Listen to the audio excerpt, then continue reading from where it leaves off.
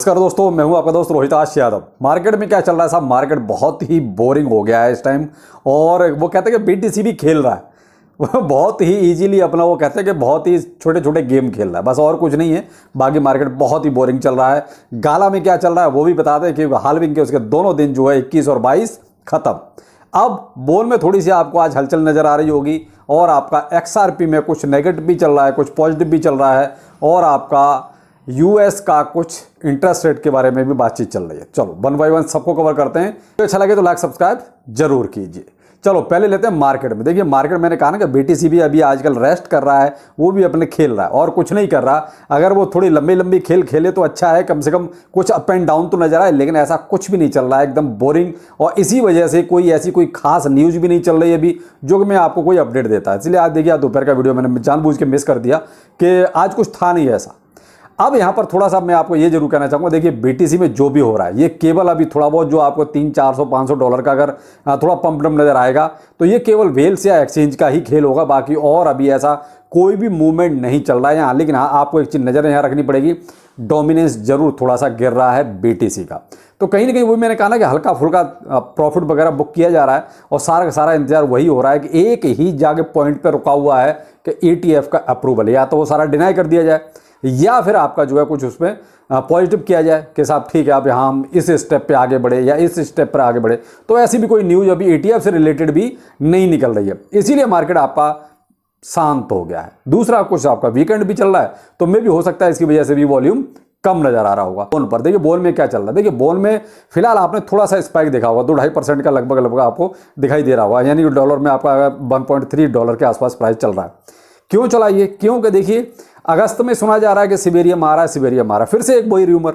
तो मैं आपको हमेशा एक चीज कहता हूं कि देखिए सिबेरियम आए या ना आए, अगर कोई सिबेरियम की न्यूज भी चलने लगेगी मार्केट में, अगर इसकी बात भी होगी कि सिबेरियम आ रहा है, आपके बोल में आपको स्पाइक नजर आता हुआ नजर आएगा। देखिए सिवाइनू में आए ना आए, लेकिन बोल में आपको स्पाइक थोड़ा सा जरूर नजर आएगा। तो देख लीजिए आज आपको लगभग 2.5 से 3% का आपको स्पाइक नजर आ रहा होगा। और केवल क्या कि सिबेरियम अगस्त में, कि सिबेरियम 14 तारीख को आ रहा है या 15 तारीख को आ रहा है, इस तरह के रूमर्स चल रहे हैं। और अब सातोशी कुसामा देखिए बिल्कुल क्लियर कट आके बोले तब तो ठीक भी है कि साहब एक फाइनल तरीके से, साहब ये डेट फाइनल है हर तरीके से, तो ठीक है, तो एक अलग ही आपको फिर मूवमेंट नजर आएगा। तो ऐसा कुछ होता नहीं है, बस कहीं ना कहीं से कोई एक र्यूमर चल जाता है और उसी के आधार पे आपको स्पाइक देखने को मिल जाता है। तो देखिए मैं तो यही कहूँगा, अगर आपको यहाँ 3% के आसपास अभी दिखता है, अगर ये 5% होता है तो थोड़ा बहुत ले लीजिए, ज़्यादा अच्छा है। जिन्होंने अगर कहीं डिप में बाय कर रखा है, जो सिर्फ प्रॉफिट ही लेना चाहते हैं, तो आप उसके बारे में थोड़ा सोच सकते हो। लेकिन देखिए इसमें आपको एक अच्छा स्पाइक तभी देखने को मिलेगा जब सिबेरियम की कोई फाइनल डेट फुल प्रूफ तरीके से आ जाए कि हाँ साहब इस तारीख को लॉन्च होगा ही होगा। क्योंकि इससे पहले भी कई बार र्यूमर चले हैं, कई बार बात भी हो गई है साहब ठीक है फलानी तारीख के आसपास आ जाएगा, और उसके बाद डिनाई कर दिया गया। तो इसलिए वो चीज़ थोड़ा सा अभी भी कन्फ्यूजन वाली है, तो आप थोड़ा सा यहाँ ध्यान रखें। बाकी बोल में सिबेरियम की बात होगी तो आपको प्राइस में ग्रीनरी जरूर नजर आएगी। गाला दोनों तारीखें गई साहब, 21 भी गई और 22 भी गई। प्राइस आपका पूरे हफ्ते में ये 2.5 से 3% आपको रिटर्न दे पाया, जबकि ये हफ्ता आपका ऐसा था जो गाला में कम से कम उससे पहले मूवमेंट बन जाना चाहिए था, एक हाल्विंग का मूवमेंट होना चाहिए था। देखिए हाल्विंग तो ठीक है अपनी जगह पर ही है और वो होगी, लेकिन पैसा आएगा तभी प्राइस बढ़ेगा। तो वो देखिए गाला में वो पैसा नहीं आया जो आना चाहिए था, क्योंकि हाल्विंग कोई छोटा इवेंट नहीं होता है किसी भी टोकन के लिए। अब हाल्विंग के टाइम पर भी अगर आपका प्राइस सिर्फ वही 1.5 से 2%, 3% बढ़ता है, तो ये तो नॉर्मल डे में भी बढ़ता है। फिर हाल्विंग का यहाँ कोई यूज नहीं रह गया, कोई मतलब नहीं रह गया कि हाल्विंग का जो हम इंतजार करते हैं कि हाल्विंग के प्राइस स्पाइक मारेगा, बहुत अच्छा जाएगा, तो वो चीज़ शायद नहीं देखने को मिली। मैं और वही मैं आपसे कह रहा था कि हम तो 30-40% तक की तो फिर भी उम्मीद लगा के बैठते थे कि हाल्विंग से पहले इतना मूवमेंट तो आना चाहिए, वो पॉजिटिविटी आनी चाहिए। तो साहब वो नहीं आई और फिलहाल अब दोनों ही तारीखें आपकी निकल चुकी हैं। तो यहाँ फिलहाल हाल्विंग से पहले वाला मूवमेंट तो अब आप बिल्कुल दिमाग से निकाल दीजिए कि अब इसमें कोई मूवमेंट आएगा, वो मूवमेंट खत्म हो चुका है। अब हाल्विंग के बाद अब कोई और इम्पैक्ट आएगा क्या? तो मैं यहाँ देखिए मेरा पर्सनल अपना ओपिनियन है, ये आप कुछ और सोच सकते हैं, लेकिन मैं आपसे अगर ये कहूँ कि मुझे नहीं लगता कि इसमें अब आपको हाल्विंग के बाद भी कोई 5-7-10% का भी मूवमेंट नजर आएगा। हाँ लॉन्ग टाइम में देखिए आपका बुल रन में कुछ हो वो एक अलग चीज़ है, या उसके बाद कोई बीटीसी में बहुत बड़ा मूवमेंट आ जाए उस टाइम पे इसमें कोई मूवमेंट हो जाए, वो एक अलग सीन होगा। मैं केवल इस हाल्विंग की बात कर रहा हूँ। हाल्विंग से पहले आपने देख लिया क्या मूवमेंट है, हाल्विंग के बाद ये मेरा पर्सनल ओपिनियन है कि मुझे 5, 7, 10% तक की ही उम्मीद हो सकती है। इससे ज़्यादा मुझे अब हाल्विंग के बाद में भी इसमें उम्मीद नज़र नहीं आ रही है, क्योंकि पैसा आएगा तो प्राइस बढ़ेगा, पैसा नहीं आएगा तो प्राइस नहीं बढ़ेगा, और वो मूवमेंट अभी तक का नील है। यही कहेंगे, बहुत क्लियर कट हिसाब किताब जिसको अगर कहें तो वही है कि अभी तक हाल्विंग के नाम पर गाला में बिल्कुल मूवमेंट नील है। तो यहां मैंने आपसे कहा था कि गाला हाल्विंग फ्लॉप शो, तो मुझे लगता है शायद हाल्विंग से पहले का सीन जो है वो फ्लॉप शो हो चुका है। अब हाल्विंग के बाद का देखते हैं कि क्या सीन रहता है, तो वो भी आपको हफ्ते 10 दिन में मालूम पड़ जाएगा आखिर क्या सीन रहने वाला है। तो मैंने तो अपना ओपिनियन आपके सामने रख दिया है कि क्या सीन होने वाला है। मैंने आपको कहा कि प्राइस केवल 2 ही कंडीशन में आपको बढ़ता नजर आएगा, या तो कोई मोटा इसमें पेमेंट आना शुरू हो जाए, कोई इन्वेस्टमेंट आना शुरू कर जाए, या कोई बीटीसी बहुत बड़ा मूवमेंट ले जाए, यानी मार्केट में ही पूरी बुलिशनेस आ जाए, तो फिर आ सकता केवल 2 मूवमेंट। वरना हाल्विंग का मूवमेंट तो गाला का फिलहाल एक तरह से फिनिश खत्म है। तो यहां साहब हाल्विंग से आप ज्यादा उम्मीद अब ना रखें गाला में।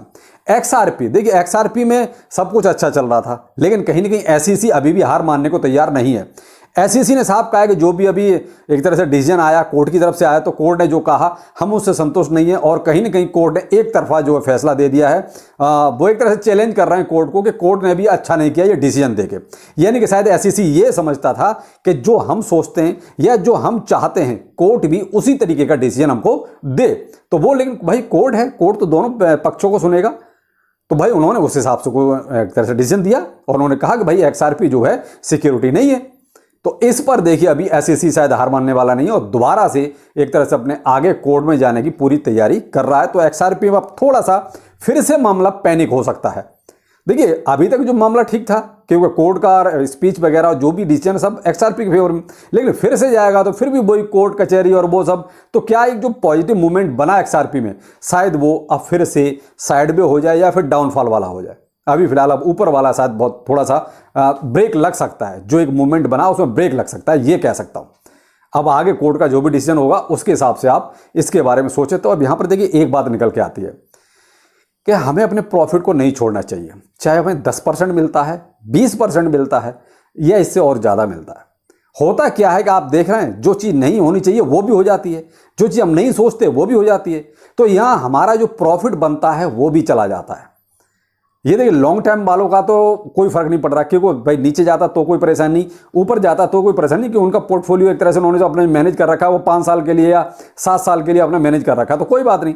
लेकिन जो ट्रेडिंग करते हैं, जो अपना आज खरीदा 2 घंटे बाद बेचा या अगले दिन बेचा, उनको ये प्रॉब्लम बहुत ज़्यादा फेस करनी पड़ती है। तो यहाँ मैं तो यही कहूँगा, अगर जो इस टाइप के लोग हैं भाई, जो प्रॉफिट पे डिपेंड है, प्रॉफिट लेना चाहते हैं, तो भाई 10-20% भी जो मिलता है ना, उससे समय समय पे लेते रहिए, चाहे वो कोई सा भी टोकन हो, क्योंकि यहाँ नुकसान आपका ही होगा। आप रोज कंडीशन देख रहे हैं, एक दिन ऊपर जाता है 2 दिन नीचे आता है, तो ये सब चलता रहता है। यहाँ पर देखिए अब यूएस का इंटरेस्ट रेट का भी है 26 जुलाई, एक इम्पैक्ट उसका भी हो सकता है कि इंटरेस्ट रेट क्या होगा, बढ़ेंगे घटेंगे या जो है वही रहेगा। तो देखिए जब अभी सीपीआई डाटा आपका नहीं ज़्यादा बढ़ के आया, तो फिर इंटरेस्ट रेट भी बढ़ने का कोई ज़्यादा उम्मीद है नहीं, और फिर उससे कोई बहुत ज़्यादा वोलेटाइल मार्केट रहने की भी उम्मीद नहीं है, क्योंकि आपने जब सीपीआई डाटा आया उस टाइम भी आपने देखा कोई मार्केट बहुत ज़्यादा वोलेटाइल हुआ नहीं।